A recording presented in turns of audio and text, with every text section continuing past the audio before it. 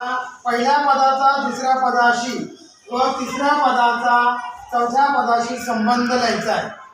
आपण ही गणित बघितलीत मागं. याशिवाय उदाहरण बुद्धिमत्तेमध्ये बघा, याच्यात काय बघायचं असतो? वर्ग, घन, बेरीज, मागची संख्या, पुढची संख्या हे आपण पाहिले. आता सांगा हे वाचा काय आहे? 7 94 तर 8ला किती? 46 64 96 80. सांगा 7 आणि 94 चा काय संबंध येईल रे? 7 चा वर्ग 49. 7 चा वर्ग 49 उलटे लिहिले बरोबर. मग आता 8 चा वर्ग 64.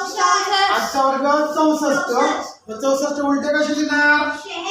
मग किती उत्तर आलं? 46 पहिलं चालू.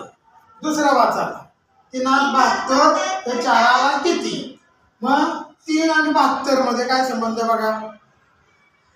3चा वर्ग घन. 3चा घन किती? 27 चे उलटे लिहिले. मग 4चा घन किती येतो? 64. मग त्याचे उलटे किती येणार? 46. वर्ग आणि घनावर दिलेले आहेत.